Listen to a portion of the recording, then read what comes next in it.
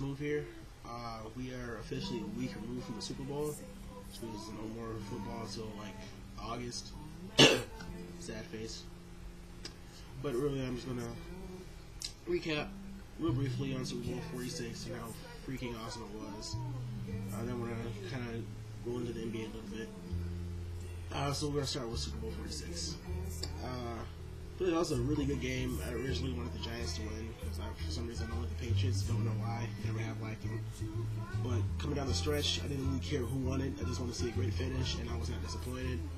There were a couple of questionable calls, like this safety when the Patriots first played the game. I could see why they did call it, but I didn't really like the call. I thought it was kind of like a cop out, just call it incomplete pass. Look, whatever. But it is what it is. Tom Brady looked really good. Eli Manning looked really good. The catch by Mario Manningham was amazing. I'm surprised the Giants' run game kind of got off to a decent start. It was a really good game. It wasn't as high scoring as I thought it would be, but low scoring games and defensive struggles are always the best games, in my opinion, for any sport. But yeah, congratulations to the New York Football Giants for being Super Bowl winners.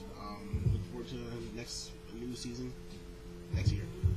So now talking about that, I want to roll into the NBA real quick. I want to go over the top teams in the NBA so far. So in the East, the Bulls and the Heat, no doubt, and in the West, Thunder and Clippers. So let's start off with the Bulls. Everybody knows Derrick Rose is out with back problems. Don't know when he's going to be back, but watching them play against the Celtics yesterday, and even when they played against the Heat all day, I really do like this Bulls team. Even without the star players, it's still a very well constructed team who can hang in there like a lot of good teams. Especially that game yesterday, it seems like they couldn't really buy a basket, but they stayed in the game with offensive rebounding, and they've always been a really good offensive rebounding team in the past few years. So as long as they kind of bring that energy and effort, they can find other ways to win games. They're also a really good defensive team. But just thinking about having a healthy Noah Day and Derrick Rose in on the floor night in and night out, that's really scary. Really scary. Going in the Heat, I do like the Heat team, although I still don't think they're as deep as everybody wants to say they are. Because whenever you're counting on Shane Battier as your bench's savior, you know something wrong. Not knocking the Heat, they are still a really good team, but it's still just pretty much the same guys from last year with a couple upgrades. The other thing I want to touch on too is LeBron James. There's always been this LeBron James, Michael Jordan, Kobe Bryant debate going on and all that. I just kind of want to get my 2 cents on it. I believe that LeBron James is by far undisputed the best talent in the NBA, but I do not think he's the best player. Now, the way I define best players, or best talent is he does everything spectacular. He's a great passer, great shooter, great rebounder, great dunker, and all that. He has the most talent of anybody in the NBA, but as far as being the best player, I think Dwyane Wade is a better player. I think Derrick Rose is a better player. I think Kobe Bryant is a better player, only because in big situations they don't shy away. Now, I'm not saying LeBron James completely disappears. I just think in all my years of watching this game, it's always seemed kind of hollow. He can do everything great, but there's something missing from his game, some intangible. And I think it's that. I think it's kind of what people say, Michael Jordan had a fire in his belly, he wasn't going to lose. That's why I think he's missed it, because Dwyane Wade has it. You can always tell he's had it. Derrick Rose is starting to develop it, and Kobe Bryant has it, and people Carmelo Anthony has it to a point, but I don't really see that with LeBron.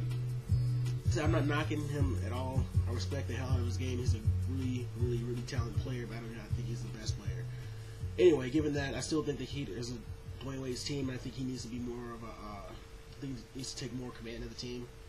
Again, this is me looking from the outside in. I don't live in Miami, so I don't see every single Heat game, but from the games I have seen, I think Dwyane Wade needs to take more of a commanding role. I think he needs touches the ball on that, but then again, that's just my opinion. My outside looking in opinion. Going to the West, looking at the Thunder. Again, haven't really seen the Thunder play a lot either, but from the games I have seen, I really do like the Russell Westbrook and Kevin Durant combination. I think they're 2 great scorers. I hear on ESPN a lot that Russell Westbrook doesn't defer to Kevin Durant too much or enough or something like that.